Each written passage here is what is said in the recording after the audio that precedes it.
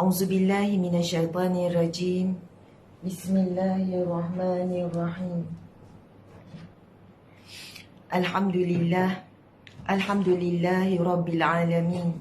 Wassalatu wassalamu ala asyrafil anbiya'i wa mursalin wa ala alihi wa sahbihi ajma'in. Alhamdulillah, segala pujian bagi Allah, Tuhan yang mentadbir sekalian alam.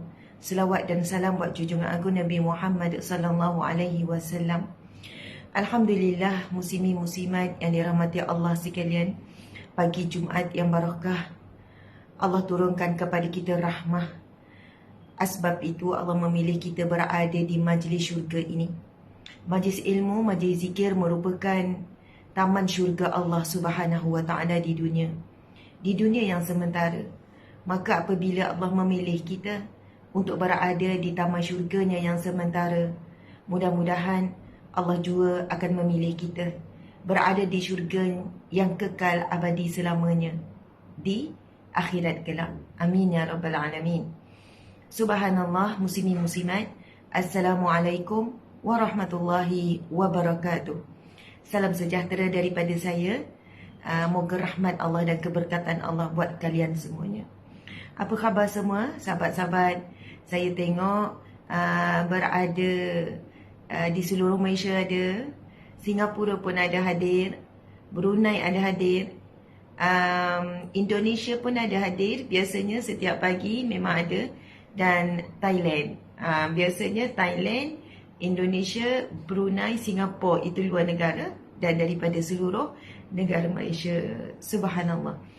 Hari ini Sayyidul Ayam, iaitu hari Jumaat yang penuh barakah.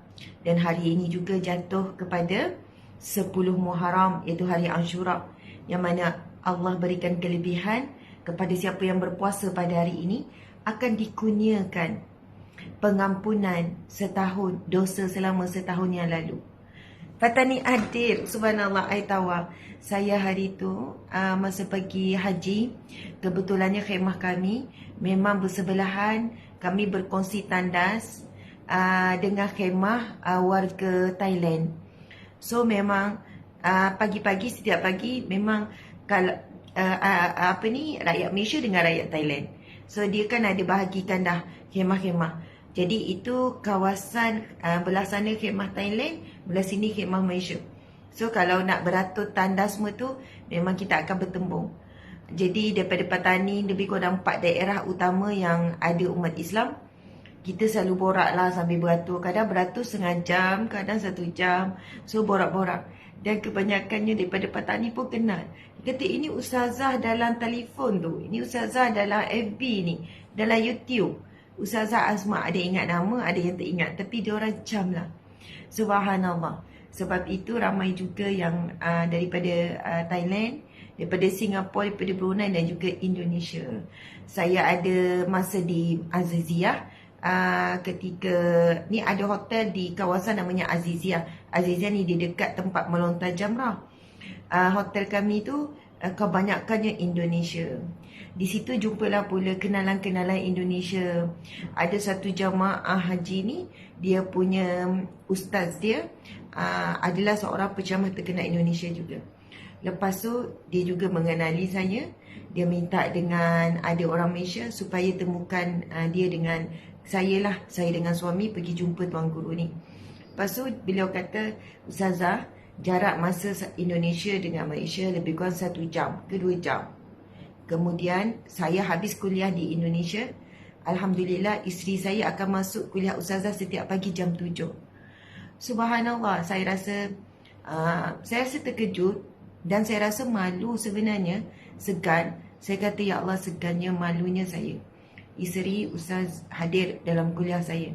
Mudah-mudahan selepas ini saya juga akan sentiasa hadir dalam kuliah ustazah. Jadi begitulah kita sebenarnya di Indonesia, Singapura, Brunei, Thailand, semuanya ada Melayu Nusantara. Semua tu Melayu Nusantara. Yang dulu Kesultanan Melayu ini merangkumi semua negara-negara ini. Subhanallah. Alhamdulillah, Masya Allah. Sahabat-sahabat yang dihormati lagi dikasihi, yang sedang memandu, yang sedang bersiap, yang sedang menyiapkan sarapan contohnya, yang sedang buat apa sahaja, baiklah sama-sama kita mulakan majlis ilmu kita, iaitu Taman Syurga kita ini, dengan bacaan Ummul Kitab Al-Fatihah. A'udzubillahi minasyaitanirrajim. Bismillahirrahmanirrahim. Alhamdulillahi Rabbil Alamin. Ar-Rahmanir-Rahim. Maliki Yawmiddin.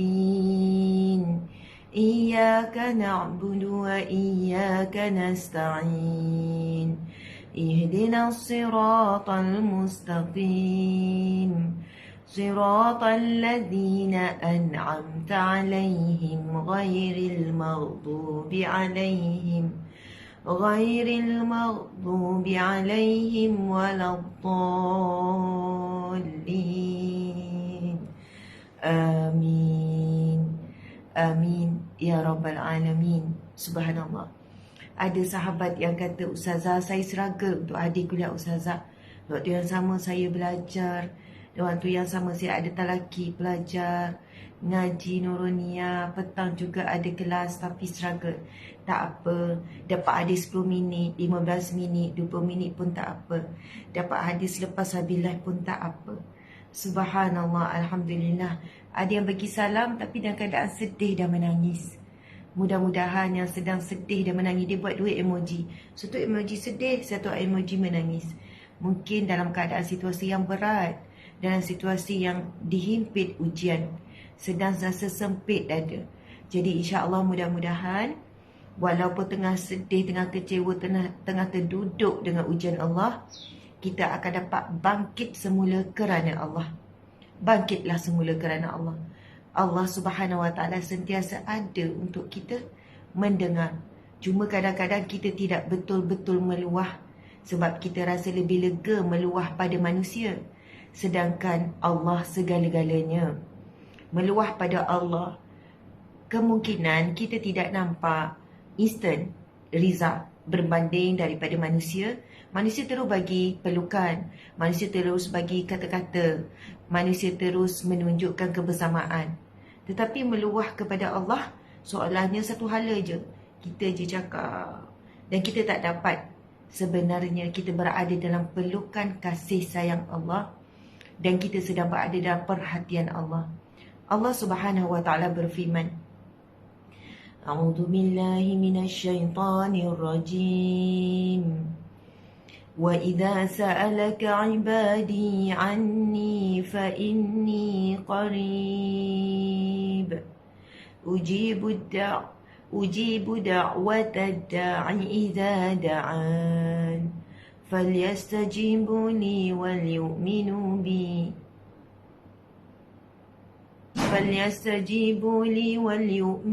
بي لعلهم يرشدون.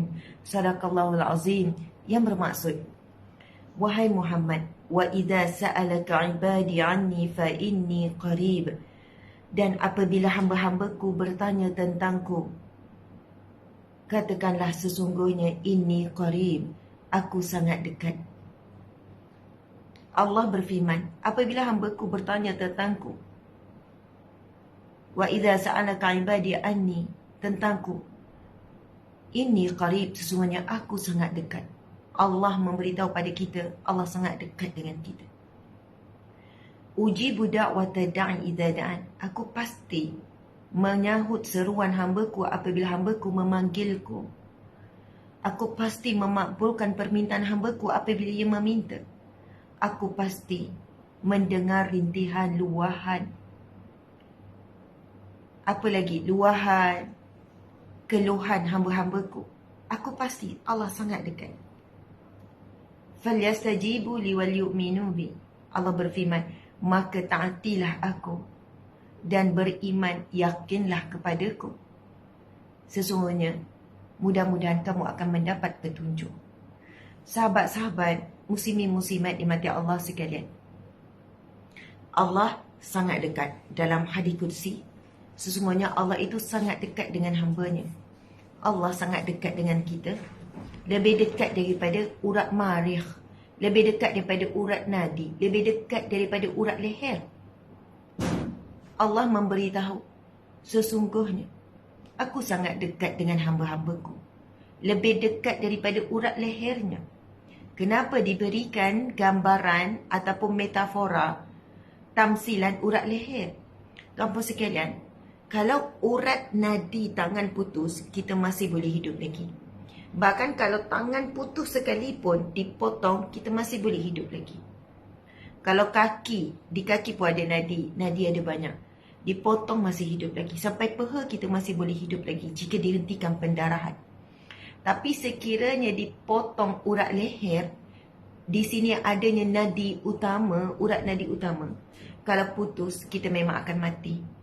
Bila urat utama leher ini dipotong, disiat ataupun dihiris, maka tidak boleh diselamatkan lagi. Kerana tidak boleh dihentikan pendarahan. Kalau nadi lain dipotong, boleh dihentikan lagi pendarahan. Tapi kalau urat nadi di leher dipotong, tidak boleh dihentikan pendarahan dan akhirnya pasti akan mati. Pasti akan mati. Jadi tuan-puan sekalian, seolahnya Allah memberikan gambaran kedekatan Allah dengan kita melebihi daripada kedekatan kita dengan nyawa kita sendiri. Sebab kita ini, sebab ada nyawa mampu bergerak. Tak ada nyawa, kita terus keras. Kita terus tidak ada erti dan makna. Orang dah tak panggil Ustazah Asma' dah ketika itu. Orang panggil arwah, nama kita juga akan gugur bersama. Segala yang kita miliki di dunia, segala yang kita usahakan, semua sudah tidak menjadi milik kita. Hanya dengan hembusan nafas yang terakhir. Allah lebih dekat dengan kita daripada nyawa kita. Allah lebih dekat daripada urat leher kita. Tetapi tidak merasakan kewujudan Allah. Kerana kita tidak mencari Allah dengan pencarian yang sebenar. Kita tidak mengeluh kepada Allah dengan keluhan yang sebenar. Kita tidak mengadu dengan aduan sebenar. Kadang lepas solat, kita angkat tangan doa. Tapi sekadar, kadang tidak dengan hati kita berdoa. Ya Allah berikanlah rezeki yang murah. Ya Allah sekian-sekian contoh. Tapi kalau dengan hati, Ya Allah, Ya Allah, Ya Allah. Seolahnya kita bercakap. Sebab apa Nabi SAW bersabda? Nabi SAW bersabda, bila ditanya, famal ihsan ya Rasulullah, apakah itu ihsan? Nabi menjawab, al-ihsanu an ta'budallaha ka'annaka tarahu, fa in lam takun tarah, fa innahu yarak. Subhanallah. Apakah maksudnya? Nabi menjawab soalan malaikat Jibril, apakah sifat ihsan? Iaitu sifat yang baik, sifat kebaikan, sifat ihsan dalam ibadah. Ihsan ni maksudnya bagaimana sifat terbaik ataupun sifat baik kita dengan Allah, bagaimana sifat ihsan ataupun sifat baik kita dengan manusia, ihsan kita dengan binatang, ihsan kita dengan tumbuhan, ihsan kita dengan seluruh makhluk Allah, dan bagaimana ihsan kita pada diri kita sendiri. Subhanallah. Dan Nabi menjawab bagaimana kita bersikap ihsan dengan Allah, bagaimana kita bersikap baik dengan Allah. Apa jawapan Nabi? An ta'budallaha ka'annaka tarahu. Ketika kamu melakukan ibadah, kamu merasakan seolah-olah kamu dapat melihat Allah. Fa in lam takun tarah, dan sekiranya kamu tidak dapat melihat Allah, dan sesungguhnya kamu tidak akan mampu melihat Allah, cuma bayangan saja. Fa innahu yarak, sesungguhnya dia maha melihat kamu. Sahabat-sahabat, saya bagi contoh. Kalau tuan-puan sekalian mengadu pada saya, jumpa saya depan-depan, beza tak dengan tuan-puan tulis dekat PM, FB, Ustazah, saya nak luah masalah saya dan saya nak minta pendapat Ustazah. Tulis dekat PM, FB, belum tentu saya baca. Kadang staf yang bacakan, lepas tu diorang tolong jawabkan. Ini contoh-contoh ya tuan-puan sekalian. Tapi cuba bayangkan tuan-puan duduk depan saya. Allah bagi kita rezeki, naik flight sama, saya duduk sebelah pula. Ramai dah yang macam tu, saya duduk sebelah. So dalam perjalanan tu boleh borak, kadang luar masalah, kadang sempat nangis, kadang pramugari. Kalau tepi saya kosong, pramugari mari duduk, tanya soalan. So, ada beza yang sangat besar. Dengan tulis, bukan ni, dengan saya berada di depan, masa tu mungkin lagi sebab lagi menangis. Masya Allah. Itu ihsan dengan manusia. Tetapi bagaimana ihsan dengan Allah? Bila kita mengadu, bila kita berdoa, bila kita meminta, bila kita solat, bila kita berzikir, kita merasakan kita dapat melihat Allah. Dan sekiranya Nabi kata kamu tidak mampu, kamu tidak dapat melihat Allah dan kamu tidak akan mampu membayangkan kamu melihat Allah. Nabi kata sebenarnya tak mampu. Maka kamu kena ada keyakinan bahawa kamu sedang dilihat oleh Allah. Jadi saat kita mengadu, walaupun tak angkat tangan, kita sedih ni dengan suami, kita merajuk, suami tak pujuk. Walaupun kita dah duduk bucu katil ataupun kita dah duduk tepi almari, walaupun kita duduk atas lantai, suami lalu-lalu je buat tak nampak seketul kita yang besar tu. Kita tak makan pun dia tak ajak makan. Aduh, dah sedih dah ni. Masa tu mungkin kita mengeluh. Geram betul lah. Makin tua, makin lama kahwin, makin malah nak pujuk. Geramnya gini-gini. Sekarang kita sedang mengeluh pada siapa? Kalau keluh pada diri sendiri, rugilah. Tapi kita mengeluhlah pada Allah. Kadang-kadang kita tak angkat tangan, kita mengeluh pada Allah. Ya Allah, apalah ya Allah. Ya Allah, kau maha melihat. Rugi je aku ni duk merujuk. Tapi suami tak pujuk. Dah lah lapar. Menangis saja-saja. Ingatkan dapat pujuk. Ya Allah, berilah aku hati yang kuat. Tak kuat dah merajuk. Aku juga yang rugi lapar. Elok dia kenyang. Lepas tu tengok bola. Ruginya lah. Contohlah. Ataupun nak mengeluh. Ya Allah, jadikanlah suamiku ni prihatin. Jadilah suamiku ni romantik sikit. Macam tengok dalam Facebook tu, pujuk dengan bunga ke, pujuk dengan gelang ke, pujuk ni. Ya Allah, kalau fikir-fikir yang aku merajuk ni benda betul, real. Kalau tak merajuk, dia tak tahu benda dia buat salah. Sebab itulah ya Allah, saya merajuk ya Allah. Contoh. Dia beza ya. Kita mengeluhkan diri seorang-seorang, syaitan pun tepuk, ataupun kita mengeluh kepada Allah. Dia tukar kepada doa. Dia mesti ada ya Allah. Terus ada doa. Kita mengeluh dengan anak. Kita bebel contoh kan. Sampai bila lah Umi ni hari-hari nak kena pesan ni. Balik rumah, balik dari sekolah, beg tu jangan letak bersepah. Kan dah ada tempat beg. Lepas tu kasut tu susun elok-elok. Lepas tu soket, jangan bergumpal macam tu. Bawa masuk, buka. Lepas tu letak dalam bakul kotor. Hari-hari, okey. Kita boleh je bebel. Tapi kita boleh juga upgrade pembebelan kita tu. Kita terus masukkan keluhan aduan kita kepada Allah. Ya Allah, ya Allah, ya Allah, anakku ni ya Allah, berilah mereka ini disiplin ya Allah.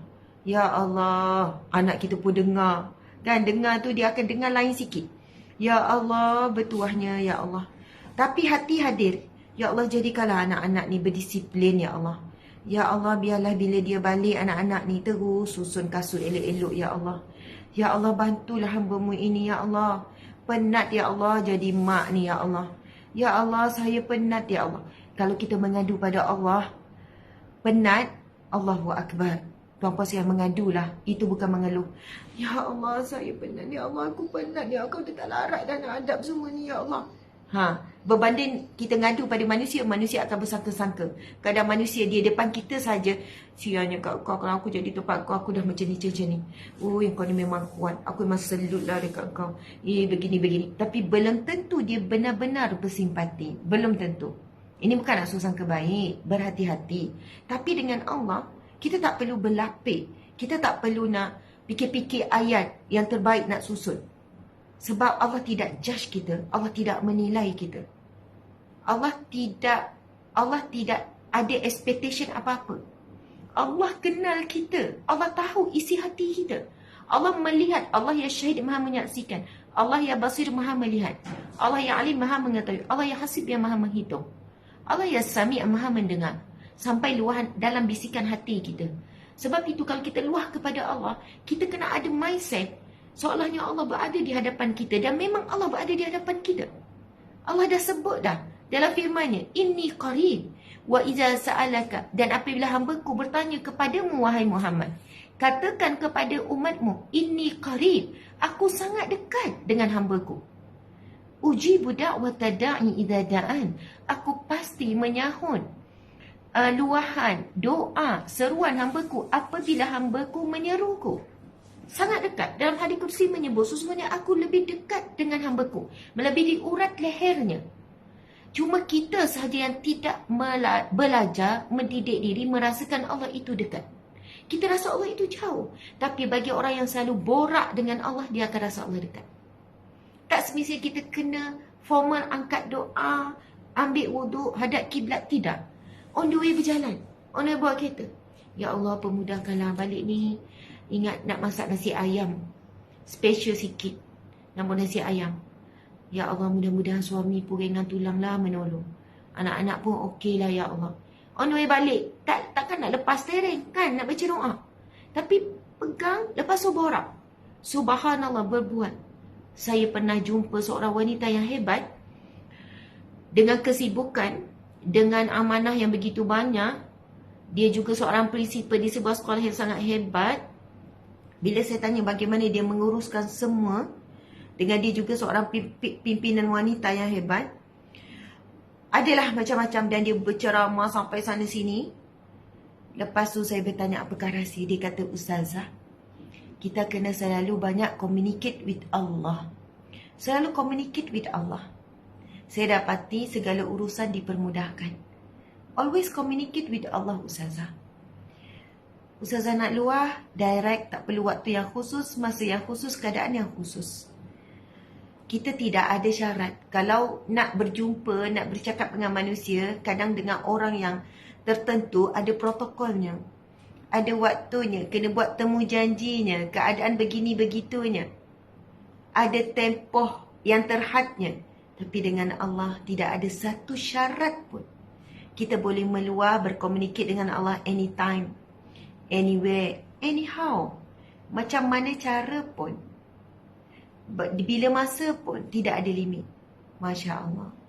Tak boleh mempersoalkan sebab anak tu rezeki juga. Ya, always communicate with Allah.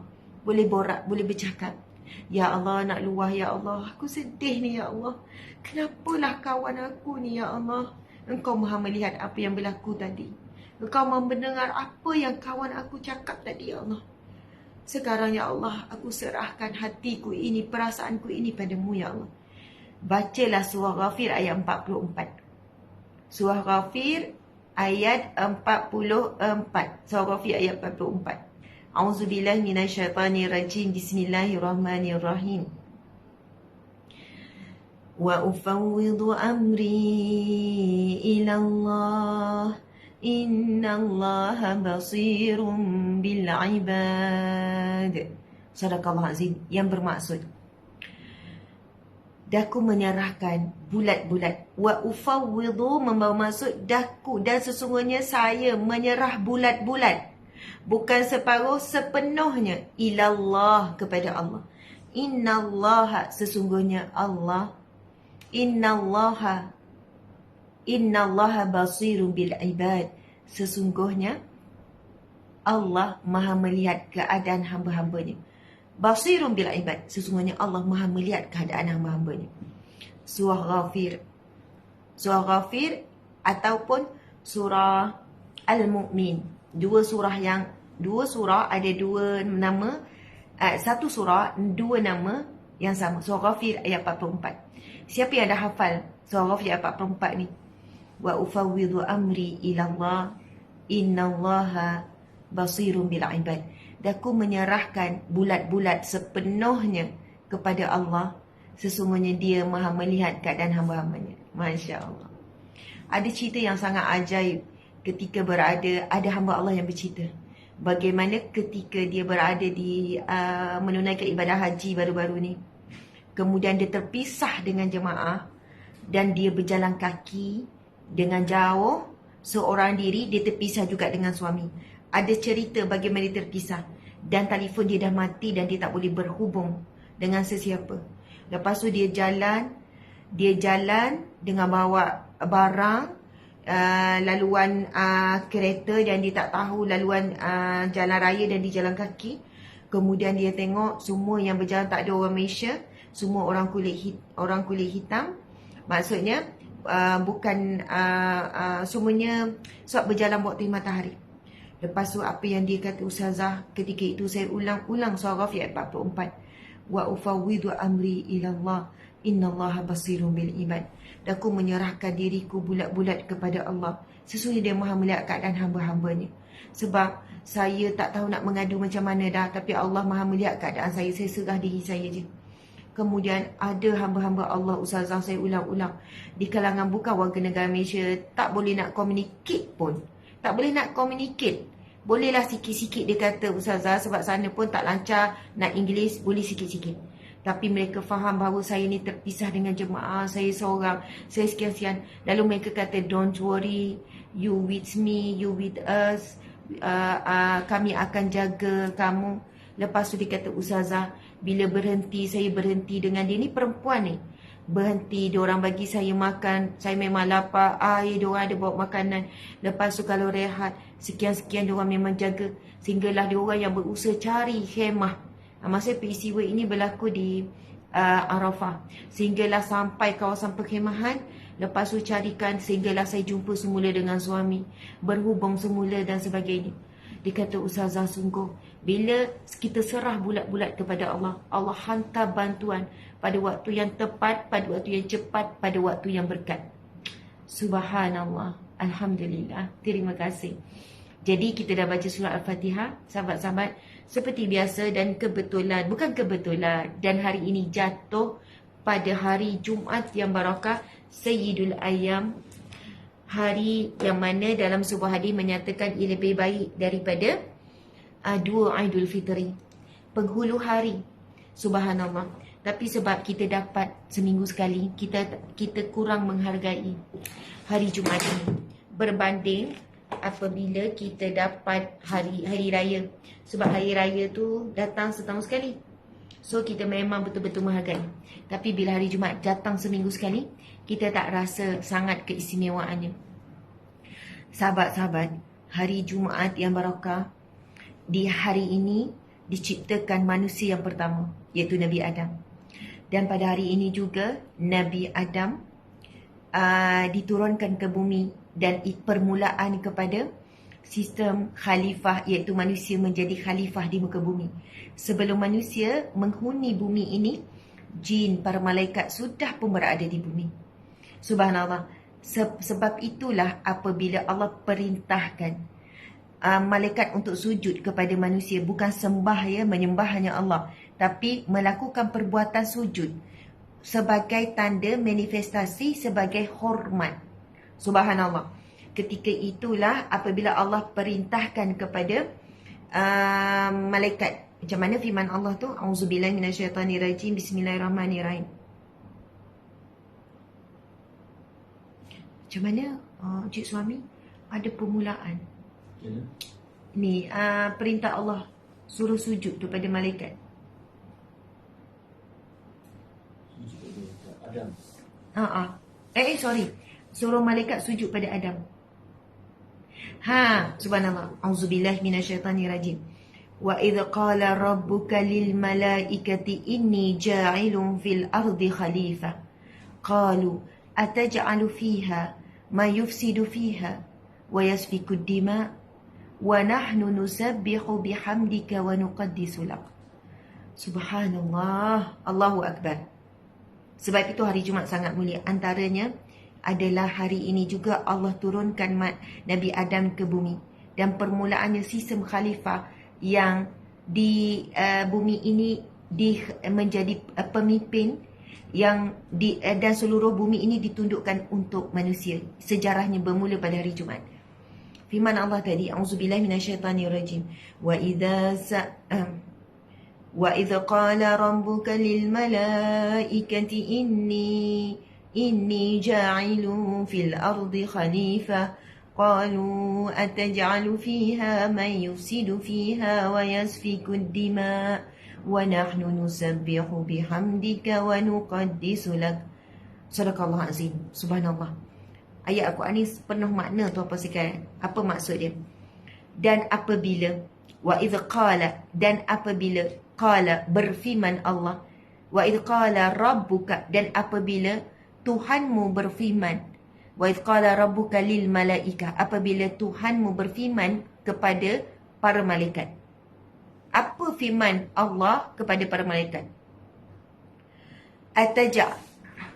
Inni ja'ilun fil ardi khalifah. Sesungguhnya aku ingin menjadikan manusia sebagai khalifah.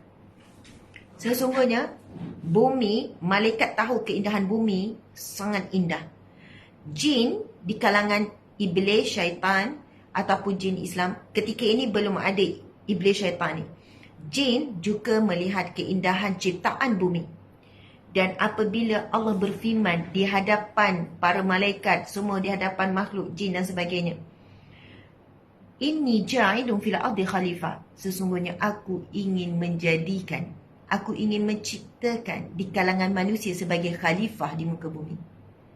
Qalu, lalu para malaikat berkata. Qalu ni jamak. Para malaikat lalu berkata. Para malaikat pun berkata, Ataja'alu fiha ma yusidu fiha wa yasfiku dima. Ya Allah, adakah kamu ingin menjadikan manusia sebagai khalifah di muka bumi itu, sedangkan manusia ini akan melakukan kerosakan demi kerosakan di muka bumi, dan mereka akan menumpahkan darah sesama mereka? Siapa yang cakap di hadapan Allah ni? Malaikat. First, malaikat yang cakap. Tuan-puan sekalian, Allah beritahu para malaikat, aku ingin menjadikan manusia sebagai khalifah di muka bumi. Aku ingin menciptakan manusia, dan mereka dah diberi maklum manusia ni sikap macam mana. Manusia ini akan saling bermusuh, akan saling menumpah darah, melakukan kerosakan, rosak sungai, rosak laut, rosakkan udara, rosakkan bukit bukau, akan merosakkan muka bumi yang begitu indah ini. Malaikat tanya, adakah ya Allah engkau ingin menjadikan manusia yang sifatnya sekian-sekian sebagai khalifah? Lepas tu, apa sambungannya? Malaikat pun sebut, Ataj'alu fiha ma yufsidu fiha wa yasfiku dima wa nahnu nusabbihu bihamdika wa nuqaddisu lak. Dan kami ya Allah, malaikat sebut di hadapan Allah, wa nahnu nusabbihu, dan kami ini ya Allah yang sentiasa bertasbih kepadamu. Nusabbihu bihamdika, dan kami ini para malaikat ni sentiasa memujimu. Wa nuqaddisu lak, dan kami sentiasa menyucikanmu. Al-Qudus, Nuqaddis, maksudnya menyucikanmu. Ya Allah, kami ni para malaikat sentiasa bertasbih kepadamu, memujimu dan menyucikanmu. Why pilih manusia yang sifat mereka adalah akan melakukan kerosakan dan akan saling menumpahkan darah sesama mereka? Kenapa engkau ya Allah memilih manusia yang sifat begitu untuk jadi khalifah yang akan mengetuai di antara makhluk-makhlukmu? Mereka lah yang akan mendiami dunia, dan seluruh makhluk dunia akan tunduk pada mereka. Tuan-puan dimati Allah sekalian, Allah ciptakan bumi yang begitu indah, dimanfaatkan, ditundukkan untuk manusia. Manusia menguasai udara. Di situnya ada menguasai ruang udara.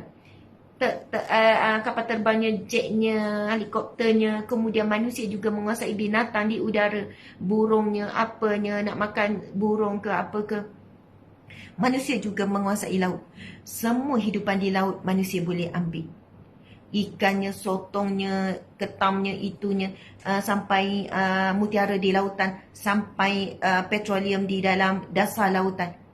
Allah tundukkan bukit bukau, pokok, binatang-binatang disembelih untuk jadi makanan, tumbuh-tumbuhan. Allah tundukkan kepada manusia. Bayangkan, sampai malaikat bagi tahu, ya Allah, kami ni tak pernah berhenti memujimu. Manusia akan melupakan dan kufur kepadamu, menyembah selain padamu. Manusia kurang memujimu. Manusia banyak mengeluh ujianmu, tetapi kurang memuji, kurang menyucikanmu, ya Allah. Memang benar sifat manusia. Allahu Akbar. Namun, apa jawapan Allah kepada para malaikat? Sesungguhnya, aku mengajarkan apa yang kamu tidak tahu kepada para manusia. Dan Allah sebutkan bahawasanya malaikat tidak tahu apa yang Allah tahu. Sebab itu tuan-tuan dimati Allah sekalian, Allah Subhanahu wa ta'ala sangat menyayangi dan mencintai kita. Allah Subhanahu Wa Taala menciptakan Nabi Adam pada hari Jumaat dan menurunkan dan bermulalah sistem khalifah di kalangan manusia untuk muka bumi. Dan Nabi Adam juga wafat pada hari Jumaat. Dan hari kiamat juga akan berlaku pada hari Jumaat. Dan pada hari Jumaat juga malaikat akan turun ke bumi tidak sama ramai seperti mana hari-hari yang lain. Yang mana pada hari Jumaat ini, kenapa malaikat begitu ramai turun ke bumi? Kerana betapa banyaknya rahmat Allah yang nak diturunkan pada, maksudnya ada malaikat buat part time lah. Ibaratnya kalau hari biasa, malaikat yang bertugas untuk rizki, tapi pada hari Jumaat, kerana pada hari Jumaat ada saat yang mana Allah pasti makbulkan doa hamba-hambanya.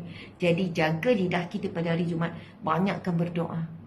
Dan kita ada pada hari ini, hari Jumaat, dan jatuh pula 10 Muharram. Subhanallah, Alhamdulillah, wala ilaha illallah, wallahu akbar. Memang bukan senang nak istiqamah. Saya pun susah nak istiqamah. Kalau orang tanya Ustazah, apa amalan Ustazah istiqamah? Bahkan tidak ada. Dan saya bersyukur kerana Allah mewajibkan sesuatu amalan. Solat, tutup aurat. Boleh jadi kalau ia pilihan, boleh jadi saya pun tak pakai begini. Tutup aurat tu pilihan, tak wajib. Maka apabila Allah mewajibkan tutup aurat, lalu kita berusaha tutup aurat, 8 jam kita berada di luar rumah dengan tutup aurat, 8 jam kita dalam ibadah, kita dapat pahala. Saya bersyukur sebab Allah memberikan kewajipan untuk ibadah tertentu. Ibadah solat. Dalam solat ada doa, dalam solat ada selawat, dalam solat ada memuji Allah, dalam solat ada mengadu pada Allah. Subhanallah. Boleh jadi kalau solat itu pilihan, bukan wajib, boleh jadi saya pun tak solat. Tapi Allah wajib, Allah paksa. Itulah nama Allah yang kita bicarakan pada hari ini, iaitu nama Allah Al-Jabbar. Allah yang maha memaksa hamba-hambanya. Allah paksa kita melalui jalan-jalan perintah wajib. Lalu kita buat. Lalu kita terus diberi pahala ibadah. Boleh jadi kalau tidak ada amalan yang diwajibkan, saya juga tidak ada catatan pahala ibadah. Sebab dunia sangat indah. Kalau solat tak wajib, subuh, boleh jadi orang tak bangun. Sedap tidur ni. Pagi dalam selimut, ujung minggu pula dalam aircon. Alah tak apalah, sunat je. Tak apa, esoklah solat. Tapi sebab wajib, paksa kita bangun. Paksa diri. Pergi ambil wuduk. Lepas tu, sambung balik tidur. Tapi paksa juga. Alhamdulillah. Masya Allah. Kalau ditanya amalan sunat yang istiqamah, ada waktunya buat, ada waktunya tinggal. Ada dalam keadaan sekian-sekian buat. Nak istiqamah sampai setiap hari buat bertahun-tahun. Allahu Akbar. Kejap istiqamah dengan ni, kejap berhenti, kejap ini. Allahu Akbar. Tuan-puan dimati Allah sekalian. Allah maha memaksa hamba-hambanya untuk menjadi hambanya yang baik. Allah paksa kita suruh jadi baik. Allah paksa. Macam pagi ni, mungkin ada orang datang masuk kerana terpaksa. Terpaksa masuk. Asal terpaksa masuk tu, why? Dia diuji oleh Allah. Dia dah lama dah tak hadir majlis ilmu. Dia lama dah tak cari majlis ilmu ni, tazkirah ni. Tapi dia dalam keadaan diuji oleh Allah. Di keadaan terduduk. Lepas tu, dia pun mulalah scroll cari ceramah. Saya jumpa ramai orang ustazah. Saya kenal ustazah. Masa tu saya dalam ujian yang berat. Masa itulah saya cuba cari kuliah. Masa tu saya terjumpa kuliah ustazah. Boleh jadi kalau bukan sebab ujian tu, saya masih lagi leka dan terlalai. Saya masih lagi tak jumpa dan tak mencari majlis ilmu. Walaupun sama ini majlis ilmu tu lalu lalang, saya scroll je ustazah. Saya scroll je. Saya tak pandang langsung. Tapi bila Allah uji, sampai saya terduduk dengan manusia yang paling saya sayang, ketika inilah saya mula mencari. Dan Allah takdirkan saya jumpa sekian-sekian. Itulah cara Allah memaksa hambanya untuk jadi baik. Seru dengan cara baik, cara lembut, tak berkesan. Allah ketuk kita dengan ujian, baru kita mencari. Akhirnya ujian menjadi satu rahmat. Ujian bukan satu musibah, tetapi satu jalan kedekatan kita dengan Allah. Allahu Akbar. Ya? Ada ramai yang komen, saya lah tu Ustazah, betul saya lah tu, saya lah tu. Memang tuan-puan sekalian, saya lah tu, saya pun sama tuan-puan sekalian. Walaupun hari-hari saya ceramah, saya sebenarnya kena wajibkan diri saya dengar ceramah. Tetapi susah juga saya nak hadir. Sebab habis je ceramah sekian-sekian. Tapi bila saya diuji dengan berat, masa itulah saya cari ceramah. Saya dengar ceramah Habib Ali, saya dengar ceramah Syeni, saya dengar ceramah Tok Kopasi Gerak, saya dengar ceramah ni ceramah ni. Masa itulah saya kata, ya Allah, terima kasih ya Allah, Engkau mengujiku. Akhirnya daripada ilmu kita dengar, kita rasa ujian kita yang besar tu jadi kecil. Ujian yang berat tu jadi ringan. Hati yang sempit jadi lapang. Sebab Nabi sebut al ilmu nurul, ilmu itu cahaya. Bila kita dirundung masalah, kita sebenarnya seolahnya gelap. Bayangkan kalau orang yang gelap, orang yang tak nampak, gelap, kita berjalan walaupun dalam rumah kita akan terkapai-kapai. Lepas tu kita akan sesak nafas. Tuan Puan saya cuba pejam mata, berjalan hujung rumah ke hujung rumah. Padahal rumah kita yang selalu kita jalan tu, kita akan rasa macam resah, gelisah, susah hati. Cubalah. Ya Allah, mana pula meja, kan langgar meja. Cuba jalan. Lepas tu, boleh jadi kita tersadung. Padahal dalam rumah yang kita selalu ulang alik. Tapi sebab kita pejam mata sekejap, kita dah rasa mungkin sesak nafas. Sudah. Mana? Sampai mana? Kita pun buka sikit nak tengok. Okey. Orang yang sedang dalam ujian ibarat seperti dalam gelap. Dan cahayanya adalah al-ilmu nurun, cahayanya adalah ilmu. Sebab itu saya selalu sarankan, kalau dalam keadaan masalah apa, anda carilah buku apa pun, yang penting ilmu, baca. Kadang baca Quran, baca terjemahan, itu terbaik sekali. Baca Quran, baca terjemahan. Baca terjemahan. Tengah merajuk suami tak pujuk hari lahir. Lepas tu bila merajuk kita pula kena marah. Apa tua merajuk? Patut dia pujuk kita kan? Dia lupa hari lahir kita, patut dia minta maaf. Tapi akhir kita juga yang nampak salah. Ini contoh je. Sedih ni. Okey, hati tengah sempit ni. Rasa nak ungkit semua. Masalah lahir awak. Cakap lahir awak saya buat surprise. Takkan tak nak balas. Bula-bula jadi mengungkitlah pula. Lepas tu bila ngungkit, suami tu pula balas. Oh, mengungkit tak ikhlas rupanya. Aduh, lagi kena, lagi sedih. Contoh je ya. Lagi sempit dada.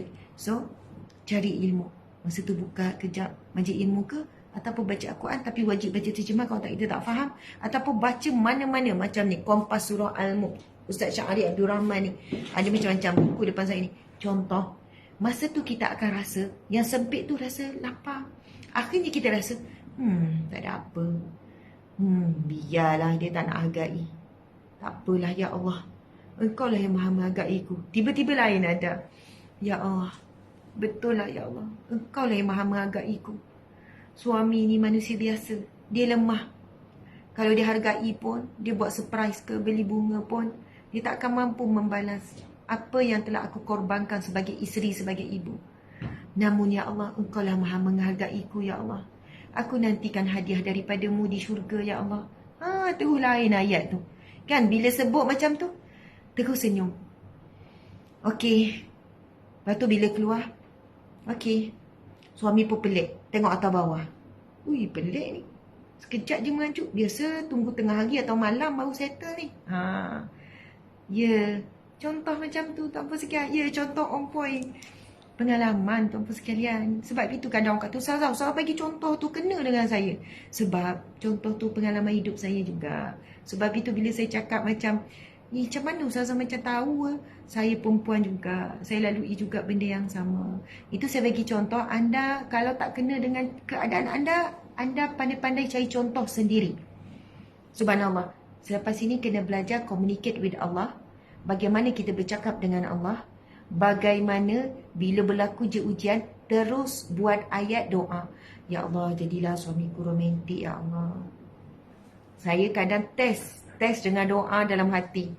Nak harap suami cakap I love you kan. Kan orang lelaki susah sikit kan. Kita kena buat skrip. Encik cakaplah I love you kat saya. Dia pun I love you. Cakaplah panjang sikit. I love you so much ke. I love you so much. Hai, sepatah dia ikut kan. Contohlah kan. Ini contoh. Macam betul je kan. Kita ni suka cakap. Tapi orang lelaki dia suka buat. Dia suka tunjuk dengan perbuatan. Kita pula nak dengar. Okey. Lepas tu kadang doa dalam hati je. Okey, duduk sebelah dalam kereta berduaan kan. Okey, saja je lah kan. Lepas tu dah hati. Mintalah dia cakap. Hari ni biar dia mula dulu cakap I love you. Bukan kita yang mula. Nak juga dia mula dulu. Daripada kita duduk mengeluh. Awak ni asyik saya je yang mula dulu. Awak lah yang mula dulu pula. Contoh kan. Tapi sekali-sekala tukar doa. Kita pun senyap. Tiba-tiba dia yang mula dulu. Saya kata, ya Allah, tadi doa dalam hati Allah bagi. Kadang kita test tuan-puan sekalian. Bukan test doa ya. Yakin, doa tu dengan yakin. Lambat atau cepat, waktunya tepat.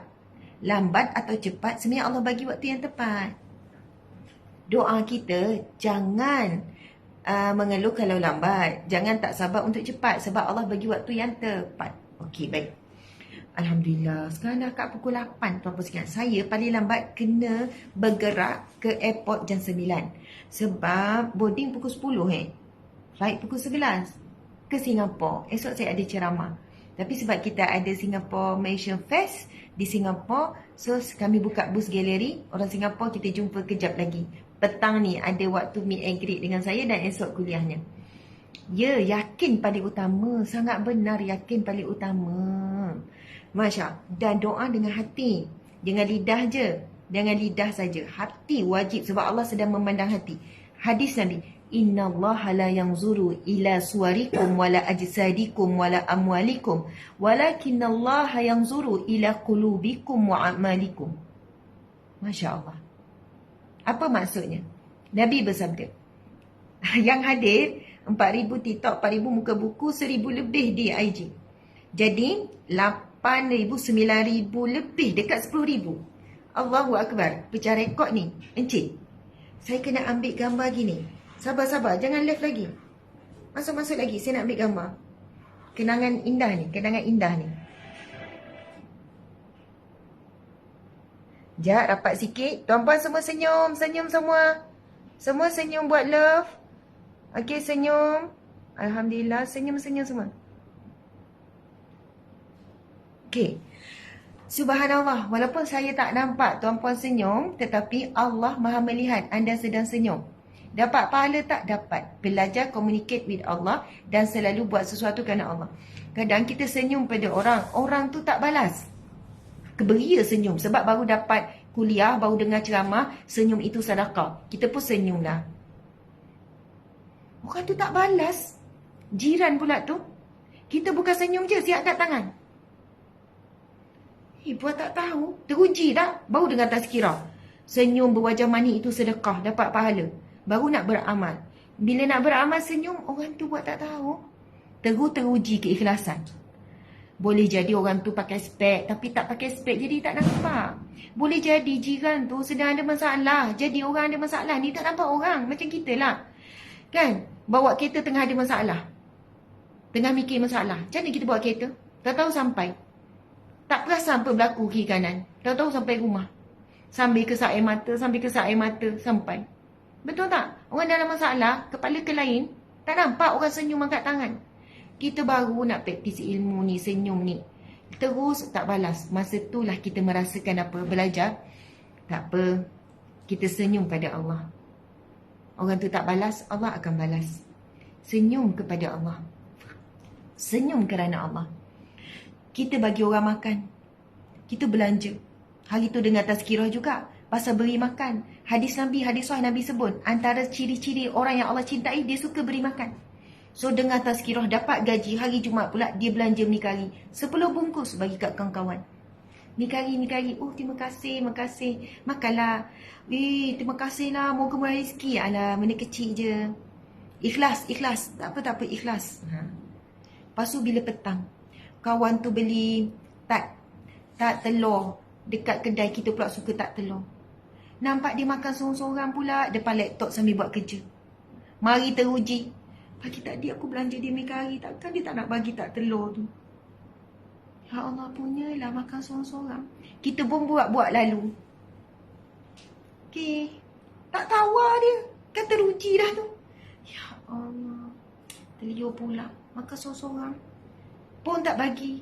Tapi tak apalah ya Allah. Aku beri makan pagi tadi tu kerana mengharapkan ganjaranmu. Engkau lah maha menghargaiku.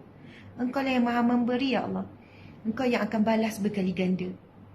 Allah tengok kita redha, lulus ujian. Sebab apa? Saya nak sebut ikhlas ni bukan masa beri ya. Ikhlas terus diuji. Kadang lepas 2 hari beri, kadang lepas 2 tahun beri. 2 tahun yang lepas kita tolong kawan kita. Kita susah, kita minta tolong kawan tu. Kawan tu kata, sorry lah aku tak boleh nak tolong kau. Rasa tak nak ungkit balik? Kau ingat tak masa kau susah dulu? Tak ada orang nak tolong, aku tolong. Sekarang aku minta tolong. Rasa nak sebut tu kan, rasa nak sebut. Sebab kita tahu, dia baru je pergi bercuti baru ni. Handbag pun baru beli. Oh, perempuan cekap tu. Takkan tak ada duit. Aku nak minta pinjam sekejap je. Urgent ni hujung. Rasa nak ungkit. Bahkan pemberian kita yang lama, keikhlasan itu, syaitan memang cuba supaya apa yang kita buat itu tidak ditutup sampai mati sebagai satu amalan ikhlas.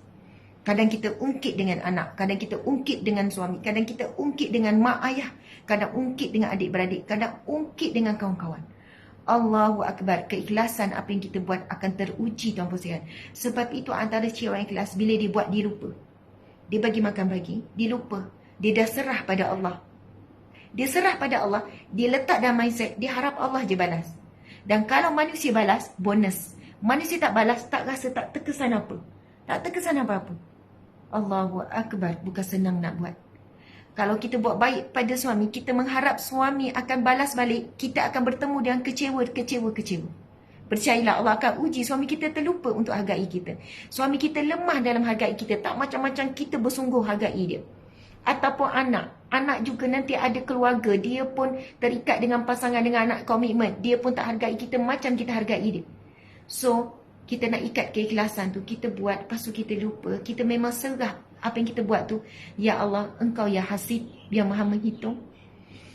Ya Allah, Engkau lah yang maha menghitung setiap lelah, setiap penat, setiap apa yang aku lakukan. Tuan-puan sekalian, kita buat ketah kerja beria, tak tidur malam, kita letak atas meja bos kata letak, okay, thank you, macam tu je.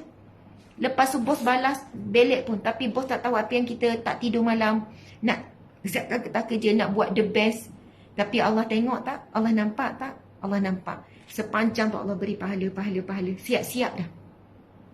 Tapi kalau kita tak puas hati, kita keluar daripada bilik bos, kita pun kata, aku punya tak tidur malam. Bos tu cakap terima kasih. Patut kalau dia tengok bla bla bla sekian, kita pun merungut depan kawan-kawan. Tak apalah bos ni, aku kan dah kerja gini. Bos yang paling teruk aku pernah jumpa ni lah dia. Tak gerti nak hargai orang bawah. Tak adalah dia nak tanya sikit, nak belek depan kita, nak ucap terima kasih. Ucap terima kasih pun tak pandang muka aku tadi. Macam tu ya, okay, thank you. Boleh jadi bimbang yang kita dah, Allah dah siap pahala malam tadi dah elok tu. Sebab kita kalau mengeluh sikit lain sikit. Ya Allah, penat ya Allah. Keluh pada Allah. Penat ya Allah, dah tak tidur malam tadi ya Allah. Mudah-mudahan Engkau terimalah amalku yang aku buat tu. Lalu Allah tengok kita test, ujian tu lulus, ya Allah, hamba ni ikhlas betul buat. Lalu Allah pun berikan rasa tu dalam hati bos tu. Contoh, saya bagi contoh saja tuan-tuan sekalian. Bila kita ikhlas beri pada orang, dan bila orang tu makan tak tu, saya sebenarnya suka tak telur ya, tak telur tu, lepas tu orang tu tak share dengan kita, kita baru belanja dia mi kari pagi tadi, InsyaAllah bila kita lulus ujian tu, lalu kita pun makan kedai makan satu keluarga, tiba-tiba ada orang belanja satu keluarga. Rupanya Allah sedang menyediakan sesuatu yang lebih besar daripada apa yang kita tak dapat lalu kita redha. Sesuatu yang kita tidak dapat lalu kita redha, tuan-puan sekalian, Allah akan beri dengan jalan yang lebih baik, lebih indah, lebih banyak. Tapi kita manusia, Allah sebut manusia ini bersikap keluh kesah. Tak dapat, masa tu gak mengeluh. Kalau kita bersabar dan menahan diri, di hadapan sana sedang menanti. Di hadapan sana sedang menanti sesuatu yang kita tidak jangka. Tapi sebab kita dah ngeluh-ngeluh kat sini, dah mamah kat sini, tak jumpalah benda depan tu, tak jumpa. Masya Allah, Allahu Akbar, Subhanallah. Belajarlah memilih. Okey, saya nak share tuan-tuan sekalian. Kalau kita berhadapan dengan satu benda yang bahkan saya suka bila staff saya kata kan, saya kata, macam mana awak berhadapan dengan saya bila awak stres dengan saya? Contoh, awak buat kerja, awak kena reject. Sampai 5-6 kali kerja awak kena reject. Bahkan kena marah pula dengan saya. Contohlah, dia ada siap task, lepas tu tak boleh, baiki lagi, ubah lagi, itu tak kena lagi. Padahal ada orang ni dah tak tidur malam, buat kerja ni, ingatkan saya dah boleh terima. Ada part-part tertentu saya cerewet. So saya tanya, macam mana awak kentalkan diri awak? Sebab lepas dah siap, lepas tu saya pun tanya, betul tak awak puas hati dengan ni? Ya betul, kalau Ustazah tak push, Ustazah tak tekan, saya tak percaya saya boleh buat video sebaik ini. Tapi masa Di tengah-tengah awak rasa tak geram? Geram? Rasa macam ustazah macam tak faham, tak hormat waktu saya, sekian-sekian. Apa yang awak hadapi? Ustazah, saya ulang-ulang innalillah, saya ulang-ulang innalillah. Saya kata hebat. Sebab dia kata, yelah ustazah selalu ingatkan. Saya pun sama juga. Bila saya sabar dengan hasil kerja kamu, yang tak seberapa yang saya buat, saya pun sama. Berzikir kuat-kuat sebab nak tahan sabar, nak geram ni. Allah Subhanahu Wa Taala berfirman, Auzubillahi minasyaitanirrajim. Alladzina idza asabathum musibatun qalu inna lillahi wa inna ilaihi raji'un. Ulaika alaihim salawatun min rabbihim wa rahmah wa ulaika humul muhtadun. Sadaqallahul azim. Oh, indah sekali tuan-puan sekalian. Apa dia? Firman Allah ni, Allah berfirman, alladzina idza asabatuhum musibatun, apabila alladzina, mereka yang, siapakah mereka yang tu? InsyaAllah kita, insyaAllah kita semua, insyaAllah kita semua. Alladzina, mereka yang idza asabatuhum musibah, apabila mereka ditimpa musibah, musibah besar ke kecil, ringan ke berat ke, apa bentuk perkara yang kita tidak suka, itu musibah lah tu. Benda kita tak jangka, benda membuatkan kita sedih. Mereka yang apabila ditimpa musibah, qalu, lalu mereka berkata, inna lillahi wa inna ilaihi raji'un. Sesungguhnya semua ini datang daripada Allah, wa inna ilaihi raji'un. Sesungguhnya semuanya, sesungguhnya aku, wa inna ilaihi raji'un, sesungguhnya semuanya dikembalikan kepada Allah. Ulaika alaihim salawatu min rabbihim wa rahmah. Mereka itulah yang akan mendapat selawat, yakni pertolongan, wa rahmah, dan rahmat daripada Allah. Wa ulaika humul muhtadun, dan mereka itu akan mendapat petunjuk daripada Allah.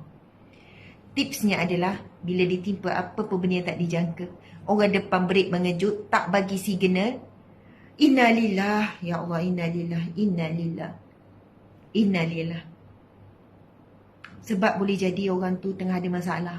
Dia kaya tahu dah nak masuk lorong dia. Dia pun mengejut masuk, tak bagi signal. Innalillahi wa inna ilaihi raji'un. Bila kita sebut macam tu, Allah kata apa? Idza asabatu musibah, apabila alladzina idza, mereka yang ditimpa musibah, lalu mereka menyebut innalillahi wa inna ilaihi raji'un. Sesungguhnya semua datang daripada Allah dan semuanya dikembalikan kepada Allah. Ulaika alaihim salawatu min rabbihim wa rahmah. Mereka itu akan mendapat selawat daripada Allah, rahmat daripada Allah, pertolongan daripada Allah. Allahu akbar, tuan-puan sekalian. Kita dah bawa elok, tiba-tiba kena langgar belakang. Perkataan pertama, inna lillahi wa inna ilaihi raji'un. Subhanallah, kena langgar. Kita tak buat apa-apa, kita ni elok, orang melanggar belakang. Kita pun keluar. Daripada rasa nak marah, tak jadi nak marah. Kebetulan orang tu pula minta maaf tadi saya ngaku saya salah, saya tengok phone sebab saya tengah urgent, sekian-sekian. Dan sekarang saya kena bersegera pergi hospital, contoh saja ya. Boleh saya ambil nombor telefon? Boleh jadi sebab kita pun permudahkan, tak apa. Walaupun tengah rasa sedih, kereta baru keluar daripada kilang 2 minggu, tiba dah kemek, ya Allah, teruji sungguhlah, Masya Allah, tuan-tuan sekalian.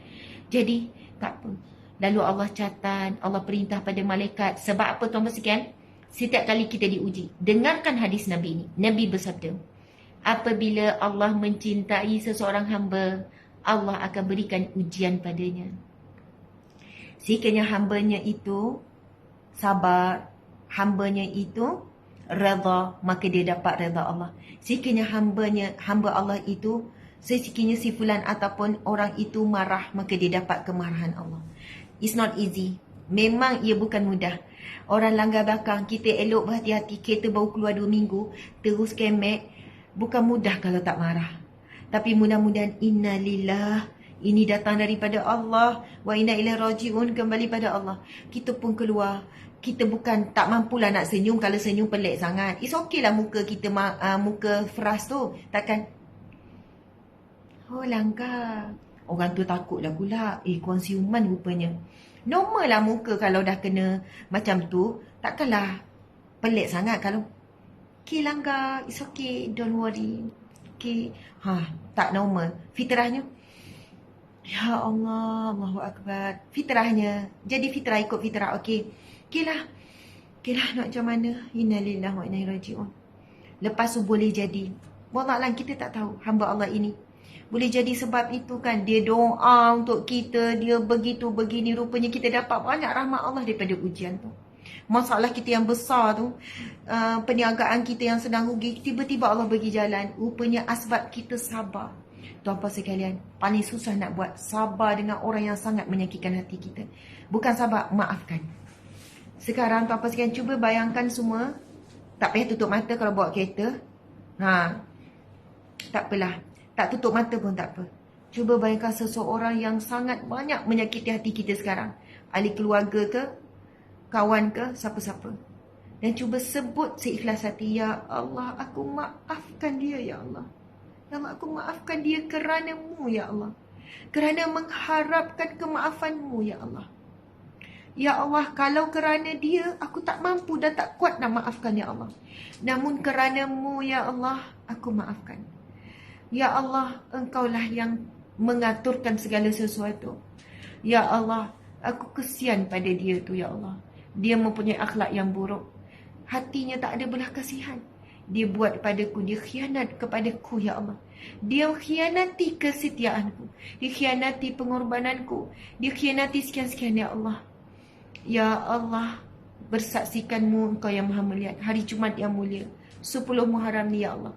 Aku maafkan dia sepenuh hatiku, ya Allah. Mudah-mudahan asbab ini Engkau juga memaafkan aku, ya Allah. Tuan-puan sekalian, ini firman Allah. Allah berfirman, mafhum firman Allah. Wahai orang-orang yang adakah kamu tidak menginginkan kemaafan daripada Allah? Maafkanlah orang-orang yang menyakitimu. Mafhum, saya tak sebut sebab saya lupa exactly, tetapi mafhum daripada firman Allah ini. Tidakkah kamu, seolah Allah memujuk kepada orang yang dalam hati sedang ada kesakitan.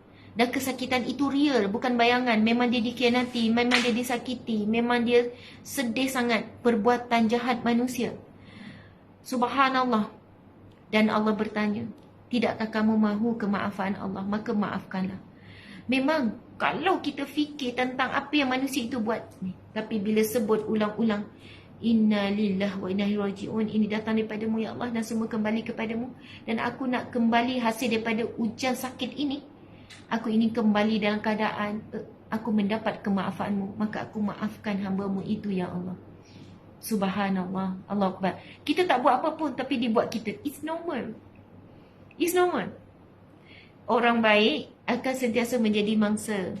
Sebab Allah nak kekalkan kita jadi baik. Kita tak nak jadi pemangsa. Jangan perasan pula, oh patutlah aku selalu kena sebab aku orang baik. Jangan perasan baik. Bila kita perasan baik, itu permulaan kita tak baik.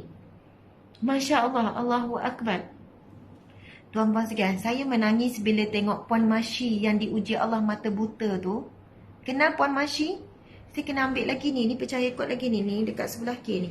Okay, senyum semua, senyum.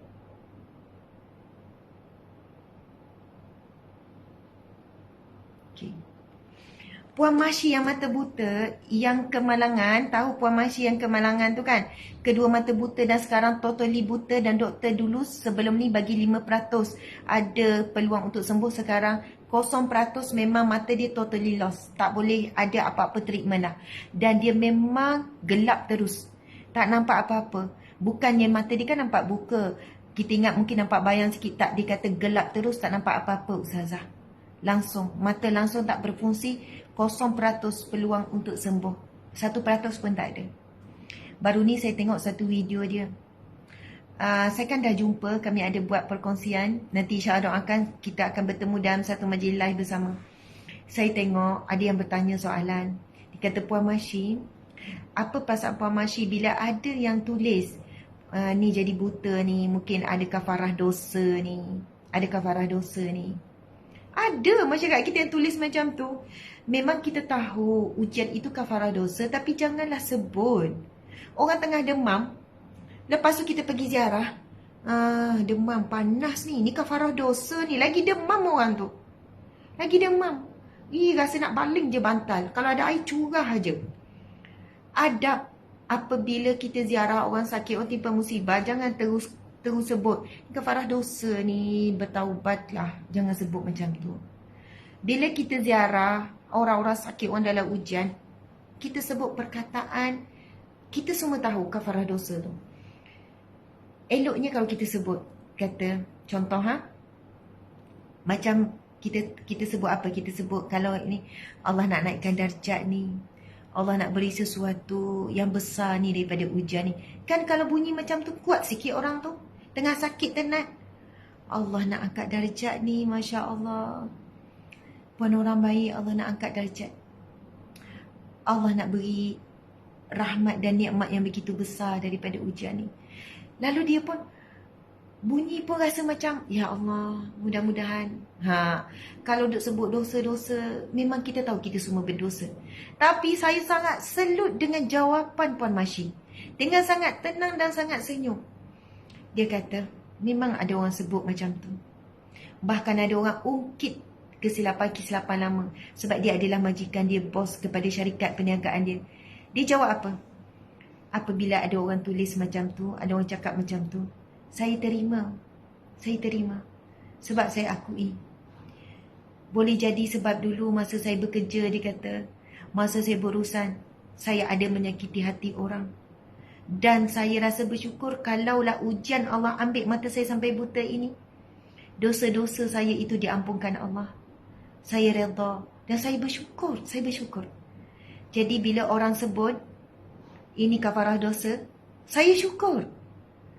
Maksudnya, Allah tidak mengazab saya di akhirat. Allah dah beri siap-siap di dunia. Saya harap apa yang orang sebut bahawa ini kafarah dosa itu benar. Itu benar-benar berlaku. Jadi untunglah saya. Kalau daripada ujian ini, maka di akhirat kelak saya tak perlu dihisap lagi dengan dosa saya. Dia cakap dengan senyum.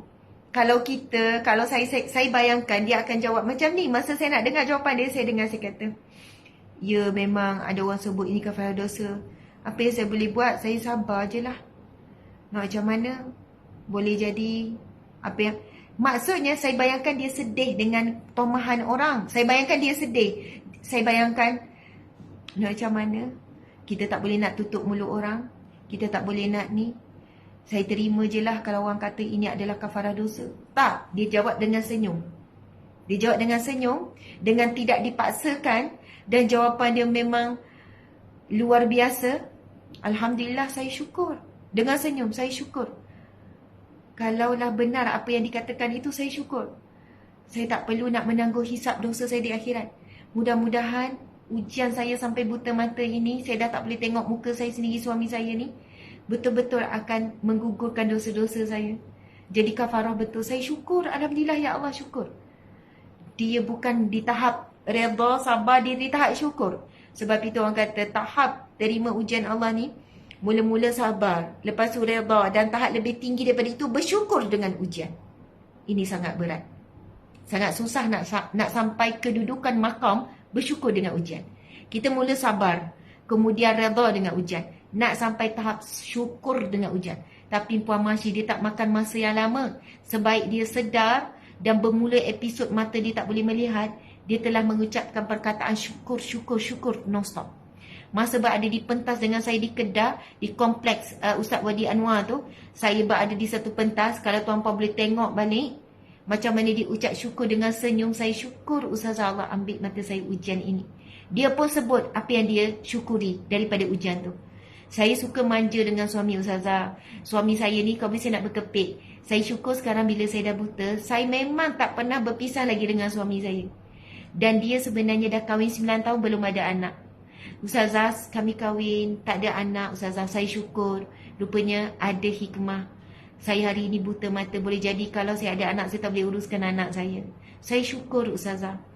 Saya ni suka mengendeng dengan suami rapat, mana-mana nak follow. Tapi masa hari kejadian, kalau sebab buat bisnes sama-sama selalu berdua, tapi hari kejadian saya ada urusan, saya pergi dengan kawan saya meninggal, dan suami saya, kalau tak, mungkin boleh jadi yang meninggal itu suami saya. Jadi saya syukur, walaupun saya dah tak boleh tengok wajah suami saya, tapi saya syukur suami saya masih ada.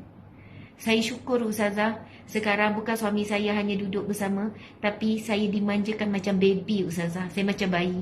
Sebab dia masih tak boleh berjalan. Masa jumpa saya dia tak boleh melangkah. So suami saya yang angkat saya, mandikan saya. Suami saya selalu dukung. Kalau dulu suami saya takkan nak dukung saya kan, saya boleh berjalan. Jadi saya syukur Ustazah, saya syukur sangat. Allahu Akbar. Tuan-puan sekalian, nak tahap syukur dengan ujian, tahap yang sangat berat. Tapi bila kita mampu tahap syukur dengan ujian, ketika inilah terbuka jalan-jalan. Sekarang cuba bayangkan ujian apa yang sedang kita timpa sekarang. Ujian apa tuan-puan sekalian? Semua orang ada ujian. Ada yang diuji dengan mak ayah, ada diuji dengan anak, diuji suami, diuji isteri, diuji tak kahwin-kahwin umur dah 40 lebih. Lalu diuji dengan kahwin 10 tahun, 13 tahun tak ada anak. Diuji dengan bos, diuji dengan staff, diuji dengan gaji, diuji dengan apa saja. Cuba bayangkan apa je ujian anda. Cuba sebut syukur. Bukan senang nak sebut, ya Allah aku sabar dengan ujianmu, senang. Tapi nak sebut, ya Allah aku bersyukur dengan ujianmu ini, ya Allah. Engkau uji aku dengan seorang ibu yang mempunyai lidah yang sangat tajam. Sehingga kan, ini contoh ya, saya nak sebut contoh. Sebab ada ramai orang hidupnya struggle menghadapi ibu dia. Dia kurang disayang, ibunya lebih menyayangi sekian-sekian. Dia anak yang tersisih, contoh. Ustazah, ujian saya adalah ibu saya.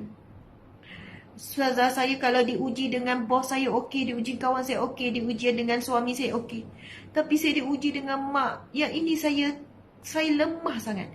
Saya kata sebab Allah tahu Puan tidak terkesan bila diuji melalui yang lain, tapi Puan akan terkesan bila diuji dengan mak. Sebab itu non-stop Puan diuji dengan mak. Sebab Allah nak bila diuji sampai hati kita rasa berat. Bila rasa berat, kita puji Allah supaya rasa ringan. Sebab kalau boleh jadi kau tak diuji dengan mak, alah suami, okey, akhirnya hati kita keras tu Puan. Kalau kita tak menangis kerana ujian, hati kita keras. So Allah akan uji dengan sesuatu yang boleh kita menangis. Supaya dengan menangis itulah kita menyebut Allah dengan hati.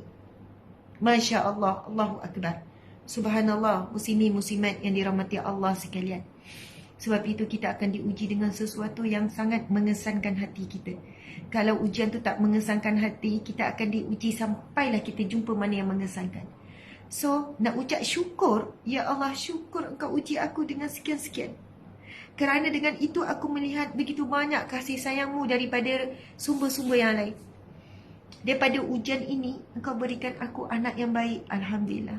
Syukur ya Allah dengan ujian yang sangat perit ini, engkau berikan aku sihat. Ada kawan aku terlantas teruk. Tuan-puan sekalian, terlalu banyak untuk kita syukuri daripada ujian. Siapa yang mampu tahap bersyukur dengan ujian, dia akan dapati kehidupannya sangat lapang dan setiap ujian itu akan ada jalan keluar. Ini firman Allah. A'udzubillahi minasyaitanirrajim. Wa may yattaqillaha yaj'al lahu makhraja wa yarzuqhu min haitsu la yahtasib wa may yatawakkal 'ala Allahi fahuwa hasbuh. Innallaha balighu amri qad ja'ala Allahu likulli syai'in qadra. Sadaqallahu azim. Allah berfirman, siapa yang bertakwa kepada Allah, maka akan diberikan jalan keluar daripada setiap kesulitan dan akan diberikan rezeki yang tidak disangka-sangka dan akan diberikan kecukupan dalam hidupnya. Dan siapa yang bertawakal kepada Allah, dialah yang akan diberikan kecukupan. Itu surah At-Talaq ayat 2 hingga ayat 5. Subhanallah. Sahabat-sahabat yang saya kasihi, yang saya sayangi, yang saya cintai. Subhanallah, kita dah sampai dekat penghujung ni, tuan-puan dimati Allah sekalian. Dah dekat penghujung ni, Masya Allah. Saya nak sebutkan apa, sahabat-sahabat? Ciri orang yang bertakwa, yang dapat jalan keluar di setiap kesulitan. Dan orang bertakwa ini akan diberikan rezeki yang tidak disangka-sangka. Antaranya adalah dia akan cepat sabar dan redha dengan ketetapan Allah. Hujung ayat ni, likulli syai'in qadra. Qad ja'ala Allah likulli syai'in qadra. Sesungguhnya Allah telah menjadikan sesuatu kadar-kadarnya. Kadar sedih, gini kadar sedih kita. Kadar sakit, ada kadar gembira, kadar nikmat. Kita tengok orang lain dapat nikmat gitu banyak, kereta gitu besar. Kita punya nikmat ada kadarnya. Kita punya sakit ada kadarnya. Jangan ukur kadar nikmat kita dengan kadar nikmat orang lain.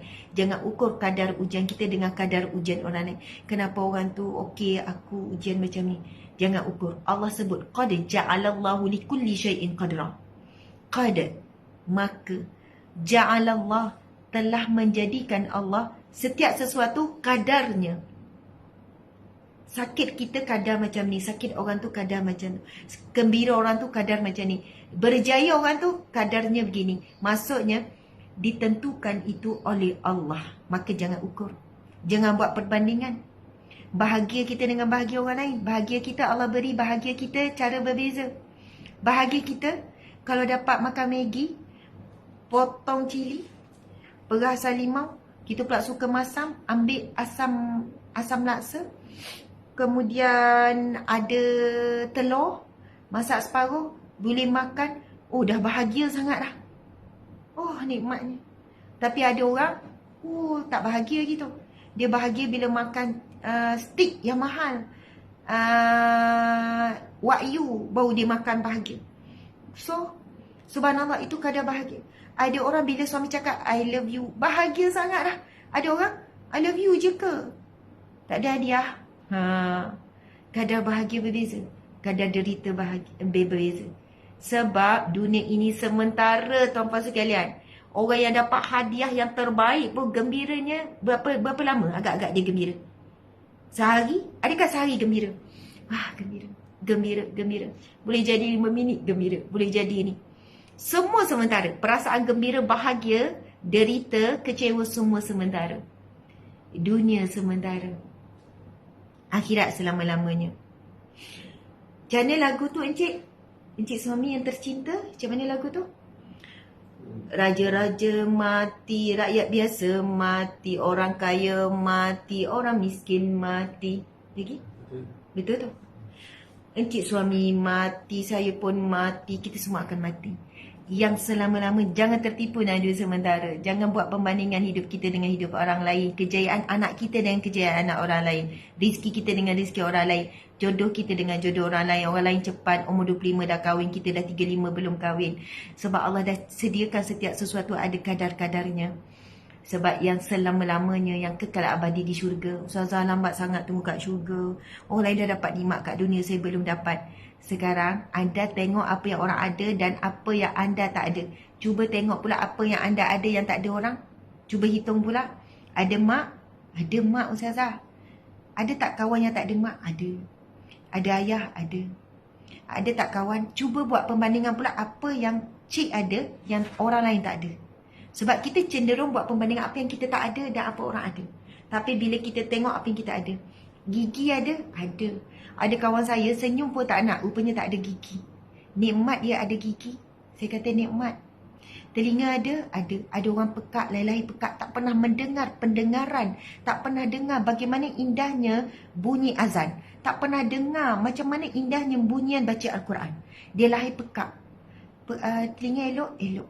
Cuba banding dengan orang pekak. Disebabkan pekak, dia tak boleh bercakap. Dia Padahal dia sebenarnya boleh bercakap. Lidah dia okey. Tapi why dia tak boleh bercakap? Orang pekak automatik bisu. Sebab dia tak pernah mendengar walaupun satu bunyian dalam hidupnya. Tak pernah dengar apa-apa. So macam mana dia tahu perkataan makan, minum, ataupun bunyi burung, keindahan bunyi sungai, keindahan muzik, dia tak pernah dengar. Saya kata cuba. Subhanallah, mata boleh tengok jelas? Boleh. So, syukuri apa yang Allah dah beri. Saya bukan kata ujian anda tak dapat anak ini ujian yang ringan. Ini sangat berat. Dah 10 tahun nikah. Tapi jika fokus kepada ujian ini, maka hidup sentiasa nampak anak orang lain. Bila kita dapat anak ni bang. Tengok bila balik kampung ada baby. Ya Allah, baru kahwin setahun. Sepupu saya tu dah ngandung bang. Asyik mata tangkap apa yang kita tak ada, apa yang orang ada. Memang hidup dalam derita. Memang sedih. Tapi bila melihat kepada kekurangan orang dan apa yang kita ada, tengok orang lain jalan seorang, bersyukur saya ada awak, awak ada saya, kita ada pasangan walaupun belum ada anak. Kawan saya tu dah kahwin lama. Bila selalu hitung apa orang tak ada yang kita ada, baru kita mampu kuat dengan ujian Allah. Tuan-tuan dimati Allah sekalian. Masya Allah. Tadi tu di FB 5K tapi tak sempat tangkap. Lama tak naik 5K. So sekarang semua 11K dalam 12K ni. Allahu Akbar. Dunia sementara, akhirat abadi. Nabi kata siapa yang sabar, siapa yang tak dapat sesuatu di dunia, Allah akan beri berganda di akhirat. Memang tak senang. Ustazah cakap senang sebab Ustazah dapat apa yang Ustazah nak. Tuan-puan saya nampak apa yang saya nak. Tapi tuan-puan tak tahu apa yang saya tak dapat. Kita jangan sebut dan judge orang lain dari segi mata kasar. Kita tak tahu apa orang itu hadapi, apa yang dia hilang dengan apa yang dia dapat. apa yang dilalui dengan apa yang kita nampak nikmat, kita tak tahu apa ujian dia dapat. Sebab bukan semua orang bercerita dan bukan semua orang zahirkan kesedihan dan derita. So, tuan-puan sekalian, penutup. Walaupun kita tak baca zikir yang baca dan kita tak pergi pada Al-Jabar, sebab saya pukul 9 tak lama dah saya tak siap lagi beg. Jujur, beg saya tak siap lagi. Pukul 9 paling lambat kena gerak ke airport. Saya bertolak ke Singapura. Saya ada ceramah di Singapura. Penutup saya nak cakap, ini ayat motivasi, cuba dengarkan. Ini 5K. Jap. Ni rakam jap. Sebab nak dapat 5K ni susah. Jangan lari. Senyum semua. Dah 4.9 nanti. 5K kita ambil gambar. 4.9 dah ambil tadi. Sorry lah ya, saya bahagia. Saya gembira bila ramai sahabat-sahabat yang ada sama. Okey, nanti ni. Kata-kata motivasi ialah, tuan-puan sekalian, 5K, kejap. Bila saya nak ambil jadi 4.9. Hai, dia main-main dengan saya. Okey, kita ready jap. Okey, subhanallah, tuan-puan dimati Allah sekalian. Subhanallah. Okey, kata-kata motivasinya ialah macam ni. Hidup kita adalah, saya tak boleh sebut, saya ambil je. Okey, saya dah dapat. Okey. Hidup kita adalah tentang diri kita. Tentang siapa? Tentang diri kita. Tentang diri kita. Tetapi apabila kita banyak terlalai, kita banyak fokus kepada orang lain, maka kita hilang diri kita.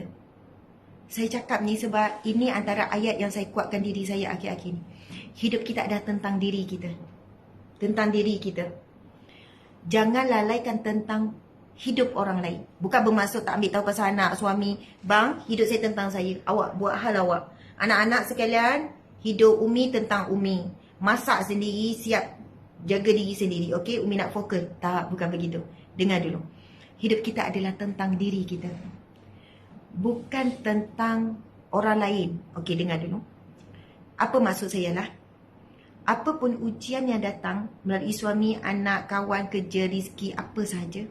Sekarang tengok efek semua itu pada diri kita. Tengok efek itu pada diri kita. Adakah kita semakin baik hubungan kita dengan Allah? Maka ujian itu sebenarnya baik. Adakah kita semakin kental? Dulu kita hati tisu, mudah koyak. Sekarang masalah tu kecil je.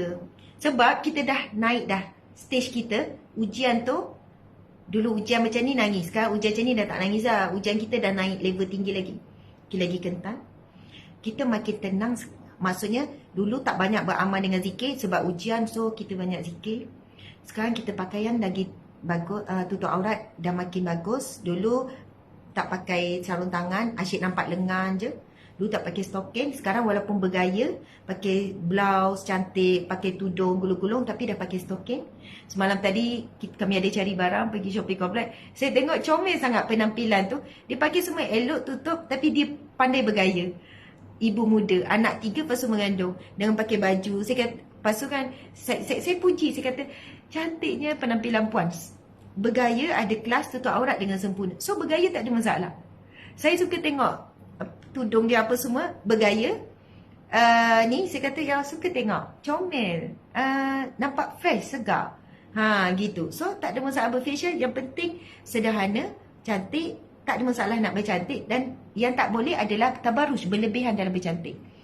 So tuan-puan sekalian, bagaimana diri kita? Adakah kita semakin baik dari segi muka suka senyum kita ni? So hidup adalah tentang diri kita. Kalau kita makin baik, penilaiannya adalah bagaimana kita dengan Allah. So sekiranya kita semakin baik dengan Allah, sebenarnya kehidupan kita baik. Tapi kalau kita baik manusia, dengan rakan kerja bagus, tip-top, dengan suami tip-top, dengan ni, tetapi hubungan kita bermasalah dengan Allah. Solat sunat, sehari tak buat satu pun solat sunat. Tak zikir, tak baca Quran langsung, buat yang wajib saja. So sebenarnya hidup kita bermasalah. Walaupun dengan manusia okey. Siapa yang hidupnya ada Allah, dia ada semuanya. Walaupun tak sempurna. Sebab tak ada yang sempurna di dunia.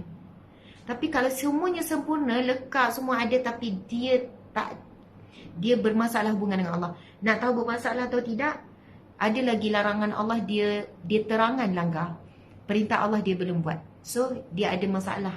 Communication dan relationship dengan Allah bermasalah. So, tuan-puan sekalian, hidup kita tentang diri kita. Cuba lihat diri kita hari ini.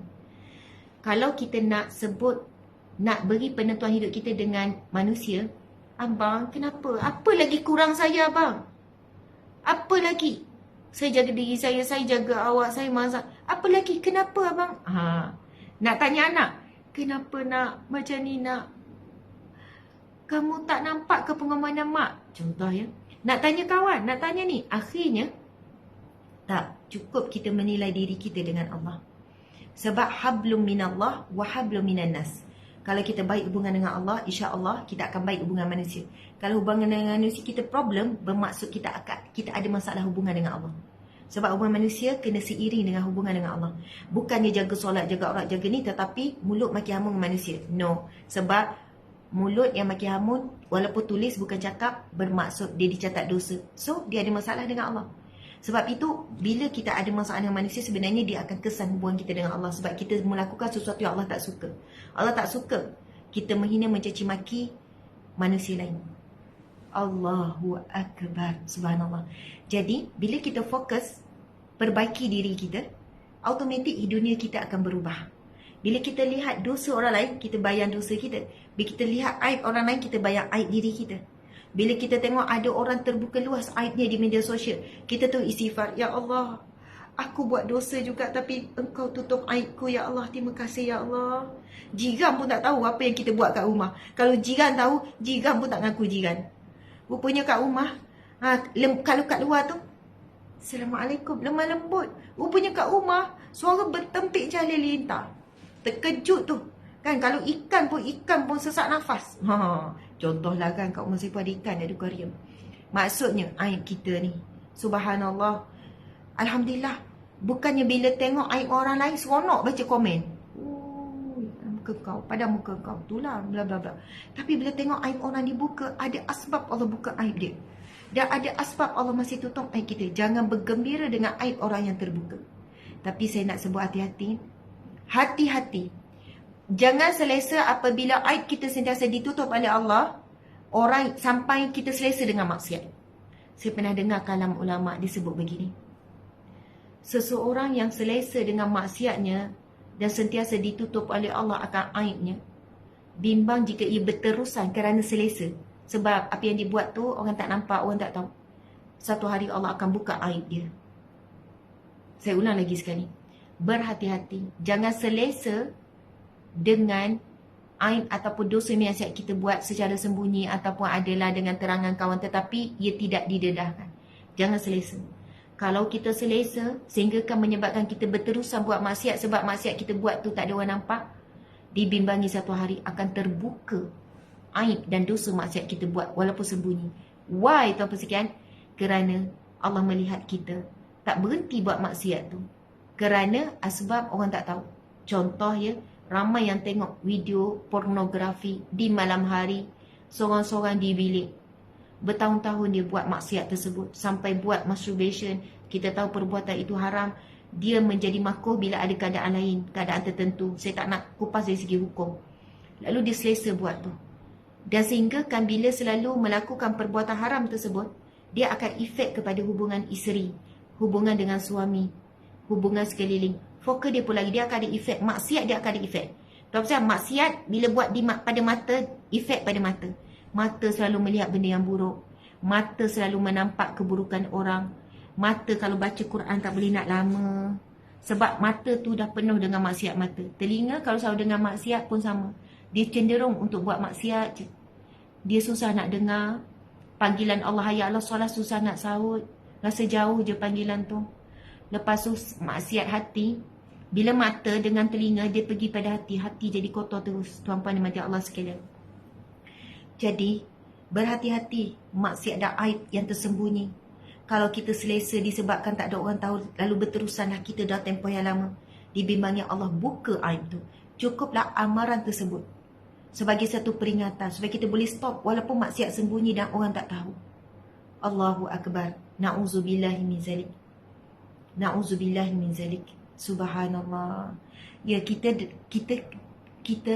ya, Saya suka ayat tu.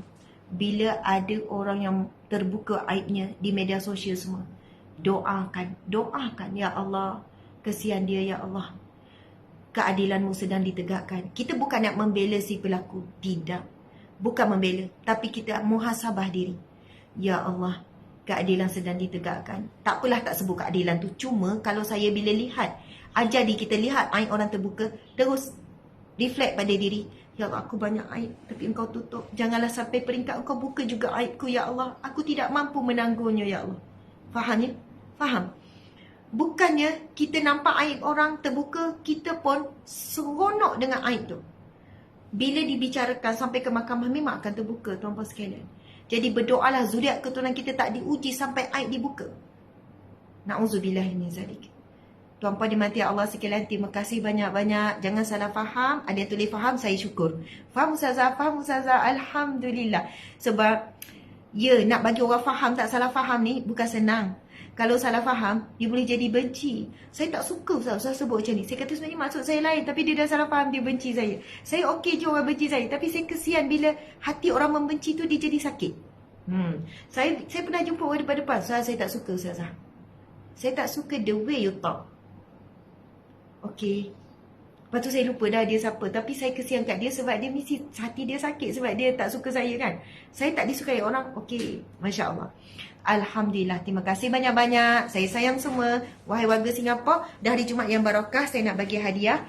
5 ibu percuma. Tuan-puan sekalian. Encik suami boleh tolong ambil. Tuan-puan sekalian cuma perlu hubungi nombor telefon. Tak ada syarat kena beli buku ke apa dapat. Tak. Kita nak bagi hadiah 5 ibu percuma. Bawah sekali encik. Yang ni penipis tu. Ya. Terima kasih encik suami yang dicintai lagi, dihormati, dikasih dan dimuliakan. Gitu. Encik tak balas pun. Balas semula kan. Balas dengan senyuman. Senyum encik. Encik dah pakai baju Melayu cantik-cantik. Encik masuklah sekejap ha. Okey. So, tuan-puan sekalian, kita nak bagi 5 ibu percuma. So, percuma betul-betul. Tak ada syarat suruh beli ke, suruh subscribe ke, tak ada. Anda hanya perlu tekan link tu saja, pergi kat bio. Ada bio dekat Instagram, ada bio dekat TikTok, ada komen dekat FB. Peluang untuk sama akhirat? Okey. Pada hari Jumaat yang barakah, sudilah kiranya memberikan sumbangan sepenuh gaji kepada gerak kerja dakwah dan amal kami. Dan kami sekarang dalam proses membeli bangunan untuk dibangunkan International Tahfiz. Ada integrasi, ada pengajar untuk bentuk karakter diri, macam-macam lah. InsyaAllah akan beroperasi tahun depan. Kita beli bangunan siap. So kami sekarang memang tengah struggle sangat sebab bayaran akhir bulan 10. Nilainya agak tinggi juga bangunan ni, dalam 2 juta lebih. Tapi bangunannya besar, 4 tingkat, sebelah lelaki, sebelah perempuan. Kita dah siap dah sign SMP semua dengan lawyer semua, dah berpindah pun milik rumah tu kepada Yayasan Al-Hijrah. Tapi kita struggle sangat, terikat dengan bayaran bulanan tu. Bayaran akhir adalah bulan 10. So kepada sesiapa yang nak menyumbang ni, encik, kepada sesiapa nak menyumbang ni, tuan-puan sekalian, dah, saya tak tahu dah mana nombor phone untuk menyumbang. Tapi saya nak elan 5 ibu percuma dululah ya. Siapa yang nak dapatkan 5 ibu percuma, anda pergi kepada link-link yang dikongsikan, 5 ibu percuma. Tapi kalau link-link tu, anda tak boleh jumpa link-link tu, oh wahai darling-darling saya sekalian, anda boleh hubungi nombor WhatsApp ni. Nampak tak nombor WhatsApp ni? Walaupun terbalik, sebab saya, encik suami ada hal kejap tu. Boleh baca ya? 013 9. Ini 2, bukan 5. Ini 2. 92 7 1 3 7 9. Okey, ni 5 ibu percuma. Kita nak bagi apa? Himpunan doa-doa pilihan selepas solat. Ini lepas solat, ini doa-doa daripada Al-Quran dan hadis Nabi. Setiap doa dalam ni kita beri dalil. Doa dalil. Maksudnya sumber doa tu daripada Al-Quran dan juga hadis Nabi. Yang kedua, iaitu buku tentang tip bersahabat dengan Al-Quran. Kita ubah tajuk dah ni. Bukunya, ibunya adalah tip menjadi sahabat Al-Quran. Kemudian doa untuk hijrahku. Siapa yang sedang berhijrah, kita semua sentiasa berhijrah. Kita nak beri ibu percuma ni. Doa apa ni? Doa untuk hijrah, untuk kita istiqamah. Kemudian wahai wanita kedatangan haid, wanita-wanita haid jangan bersedih sebab kita kongsikan amalan-amalan wanita haid dalam buku ni. Semua ni percuma tuan-puan sekalian. Ibu percuma. Tapi kalau siapa yang nak beli buku, kita memang dah terbitkan dalam bentuk buku ibu kita ni macam yang anda tengok. So anda boleh je kalau nak beli buku. So semua tu cukup tak 5 tadi? Okey, satu lagi yang istimewa, yang agak tebal. Yang tu paling tebal, iaitu Encik Suami yang dihormati, dikasihi dan disayangi. Ada satu lagi buku yang doa untuk keluarga bahagia tu. Bukan doa saja, tips dan doa untuk keluarga bahagia. Yang tu antara the best ibu. Semua tu percuma. Kalau anda hubungi nombor tadi tu. Sepenuh Jumaat Barakah semua kita bagi percuma. So Masya Allah, Alhamdulillah, dah tak ada dah. Ada satu, semuanya 5 ibu ya. 5 ibu. It's okay? It's okay? Tak, yang keluarga tu. Yang ada tips keluarga dan doa, tips keluarga bahagia tu. Dia tebal, yang tu pun kita bagi percuma. Anda print untuk diri sendiri, it's okay. Print untuk jual, tidak dibenarkan. Tak ada barakah. Print untuk diri sendiri, boleh. Tapi kalau nak beli yang siap, anda tekan nanti anda akan jumpa dalam tu. Okey, sempena hari Jumaat yang barakah, tuan-puan sekalian, kami ingin mencari penyumbang. RM10 seorang, dapat 1,000 orang, kami dah bayar, dapat ansuran bulan ni. Sebab setiap bulan kita kena bayar lebih kurang dalam 400,000 kan untuk bangunan sekolah tu, madrasah tu. Encik, ada tak ni nombor telefon untuk menyumbang? Saya nak share nombor telefon untuk menyumbang. Terima kasih, ada lagi 9,000 yang sedang menonton. Hari Jumaat yang barakah, gaji, kita nak cari penyumbang. Anda boleh melalui akaun ni ataupun kepada nombor telefon ni. Mungkin ada, Ustazah saya nak sumbang 100,000.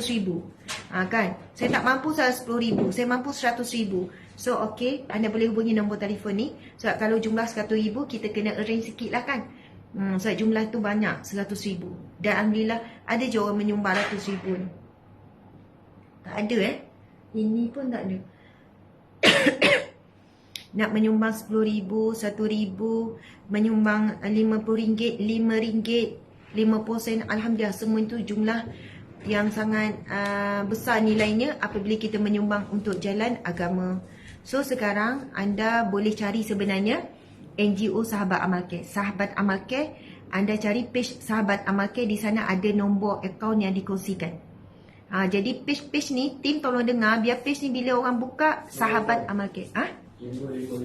Mek Encik, itu apa nombor akaun? Nombor telefon lah, nombor akaun orang untuk dihubungi siapa yang nak menyumbang. Subhanallah, Allahu Akbar, Alhamdulillah. Tak apalah, anda cari Yayasan Al-Hijrah ataupun NGO Sahabat Amal Care. Anda akan nampak muka saya, yang muka saya. Ada muka saya, bukan nak tunjuk muka sebenarnya dekat page tu, tapi biar orang tahu, oh inilah yayasan yang bawa Ustazah. Yayasan Al-Hijrah tu memang saya pengasas, sama NGO Sahabat Amal Care saya juga pengasas. Dan juga penaung bersama dengan Encik Suami dan juga Ustaz Azmi Dimash. So, tuan-puan sekalian, anda boleh hubungi nombor ni. Okey, 013, saya sebut, tak apa ya. Anda boleh tuliskan 013-288-1743. Kita akan beri penajaan anak yatim asraf percuma belajar dalam proses pembelian bangunan dan juga infak untuk operasi. Kita akan mulakan tahun depan pembukaan sekolah kita ni. InsyaAllah akan beri manfaat untuk ummah jangka pendek dan jangka panjang. Dan memang silibus under kami, kita buat silibus ni dalam tempoh hampir setahun. Nak siapkan silibus yang terbaik insya-Allah untuk melahirkan generasi yang seimbang ukhrawi dan duniawi. Hebat peribadi, hebat rohani, hebat mental, fizikal, semualah. Gitulah kesimpulannya. Okey. So, saya ni mohon khusus untuk pembelian wakaf bangunan untuk Hijrah International Tahfiz ni. Hijrah International Tahfiz. Hijrah International Tahfiz School yang akan bermula pada tahun depan. Anda boleh hubungi nombor telefon 013-288-1743. Lokasinya dinilai, ada asrama. So kepada siapa yang nak tengok nak tengok bangunan, betul ke Ustazah beli, betul ke anda memang staff kita dah duduk di sana, dah office hour pukul 8 sampai pukul 5. So anda boleh pergi anytime tengok seni bangunan. Nak tengok SMP betul ke dah beli, betul ke dah bertukar milik kepada yayasan, anda boleh tengok semua tu. Maksudnya kita dah proses pemilikan semua, cuma kita terikat kena bayar cash bulanan kepada pihak ni. Jumlah yang tinggi dalam lebih kurang 400k sebab tak akhir bayar bulan 10. So setiap bulan saya jarang, kita memang tak, kita usahakan cara lain untuk cari dana. Sebab itu saya jarang wawarkan dekat FB pun, anda tak nampak kita wawarkan untuk infak ni. Ada sebabnya, ada sebabnya. Gitu. Terima kasih banyak. Mohon maaf salah dan silap kekurangan hari ini sebab sepatutnya kita mengupas nama Allah Al-Jabbar. Jadi kita kupas nama Allah Al-Jabbar Asmaul Husna tu pada Jumaat minggu depan. So hari Isnin ni kita bertemu semula dan kuliah Riyadhus Salihin. Kepada siapa yang baru mengikuti, anda boleh ikuti kuliah saya sebenarnya dibuat setiap hari Isnin sampai Jumaat jam 7. Waktu berhenti tak tetap. Ada berhenti pukul 8, ada 8.30 macam ni, dah dekat pukul 9. Saya terus nak kena kemas barang dan bergerak ke Singapura sebab ada program di Singapura. Saya nak ucap terima kasih kepada semua pejuang media sosial dakwah UAH. Anda lah pejuang media sosial yang komen, yang like, yang tap dah 1.4 juta di TikTok, yang bagi star hari ni 24,000 star. Barakallahu fikum. Sebab star tu akan bertukar menjadi infak sampai 24,000 infak tuan-puan berikan. Mudahan kami akan manfaatkan untuk kerja. Bukan mudahan, memang kami akan manfaatkan. Daripada star ni lah kita bayar gaji staff kita yang buat kerja media rasmi, media dakwah kita, yang buat kerja di sebalik tabir, yang kita gajikan untuk bantu gerak kerja dakwah ni. Kemudian yang bagi gift di TikTok juga akan tukar jadi keuangan. Yang bagi emoji, yang hadir saja walaupun tak ni, semua itu menyumbang, tap semua tu menyumbang kepada engagement, reach, algoritma kita jadi kuat. Maka dakwah media sosial kuliah kita ini tersebar lebih luas. Maka semua yang buat bahagian, yang tulis komen, semuanya tu dapat pahala. Sebab kita menyumbang kepada platform gerak kerja dakwah kita ini jadi makin kuat. Faham ya? Jangan pelekeh ataupun memandang rendah dengan apa yang kita buat. Walaupun hanya saya komen je, Ustazah saya tak buat apa. Saya hadir je, saya tak komen dan saya tak erti komen, takut hilang live tu. So hadir saja pun dah besar pahala. Alhamdulillah, terima kasih semua sahabat seperjuangan. Saya sayang tuan-puan sekerana Allah, kerana Rasulullah. Kita tangguhkan dengan tasbih kafarah dan surah Wal-As.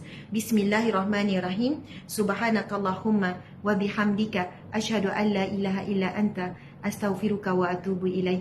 Bismillahirrahmanirrahim. Wal-As. Innal insana lafi khusr illa alladhina amanu wa amilu salihat wa tawasaw bil haqqi wa tawasaw bis sabr. Sadaqallahul azim. Okey, Cik Suami tolong tutup. Okey. Sayang semua.